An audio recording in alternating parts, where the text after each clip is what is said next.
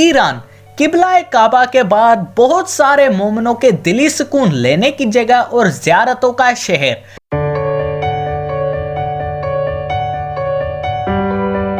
तो प्यारो, आज की वीडियो है ईरान कंट्री के बारे में कुछ अमेजिंग फैक्ट्स। दोस्तों, मेरा नाम है कैफ अली और आप देख रहे हैं तालीम का घर। तो चलिए शुरू करते हैं अपना countdown. Fact number 1, middle east के बहुत सारे ममालिक अरबिक बोलते हैं और वो एक अरबिक मुल्क जाने जाते हैं, लेकिन ये बात मुझे भी आज मालूम हुई कि ईरान अरब मुल्क नहीं है और ना ही वो लोग अरबी जुबान बोलते हैं, बल्कि वो फारसी जुबान बोलते हैं। 61% ईरान की आबादी पर्शियंस में शुमार होती है और बाकी 39% में इज़ेरिस, कुर्द्स, लोड्स, अरब्स और बाकी कबीले आ जाते हैं। फैक्ट नंबर 2, ईरान मुमलिकत के पास अपना कैलेंडर है जो कि सोलर कैलेंडर के नाम से जाना जाता है और उनका ये कैलेंडर अर्थ के घूमने पे डिपेंड करता है।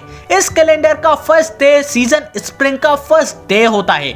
इस कैलेंडर के 6 माह लगातार 31 दिनों के होते हैं और बाकी 5 माह कंटिन्यूअसली 30 दिनों के होते हैं। बाकी रहा 1 माह जो कि 29 दिनों का होता है या फिर लीप ईयर्स में 30 दिनों का हो जाता है।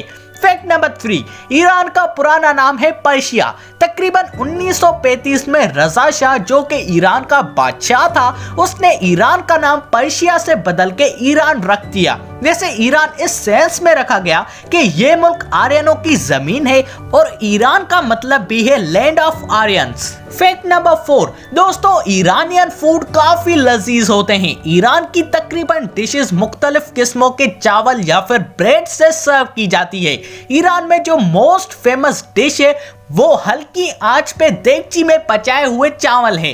वैसे वहां पे कबाबों की भी काफी ज्यादा वैरायटीज पाई जाती हैं और ईरानियन सलाद को बहुत ही ज्यादा पसंद करते हैं अपने गिजा के तावन से पहले।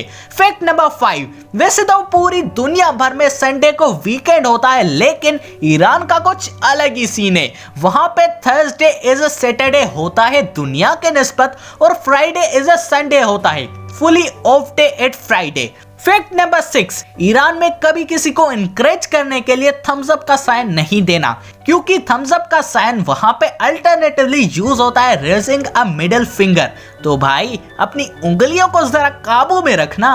फैक्ट नंबर 7, ईरान में तराफू नाम एक कल्चर है जो कि बहुत ही ज्यादा अच्छा है। वहां पे लोग आपको 1 नहीं 2 नहीं 3 मर्तबा ऑफर करेंगे किसी भी चीज का।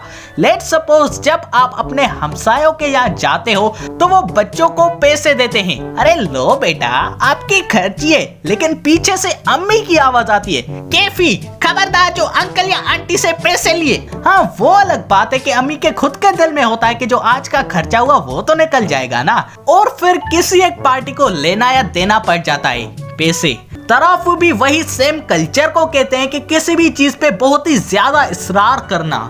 फैक्ट नंबर 8, दोस्तों, ईरानी लोग भी मेरी तरह चाय का ही सस्ता नशा करते हैं। जैसे हम यहाँ नॉर्मल की संगत में रंगत देखने के लिए चाय पीने जाते हैं तो वहाँ भी ये आम है, पर बात यहाँ से अलग होती है कि वो चाय तो पीते हैं पर बिना दूध के और हम पीते हैं दूध पत्ती। आसान अल्फाजों में वो काढ़ा पीते हैं। नंबर 9, ईरान की यूनिवर्सिटीज में 65% लड़कियां शागिर्द हैं, जो कि यार एक अच्छी बात है, पर कुछ ऐसी यूनिवर्सिटीज भी हैं जो कि ईरानी वुमेन को हाई रिस्ट्रिक्शंस के बाद जाके पढ़ाने की इजाजत देती हैं। Well 65% of girls student in university level is very good number यार। तो दोस्तों, आप सबको कैसी लगी वीडियो जवाब कमेंट में मुझे जरूर बताइएगा, और अगर यार ये वीडियो थोड़ी सी भी अच्छी लगी तो लाइक और सब्सक्राइब करना मत भूलिएगा हमारे चैनल तालीम के घर को।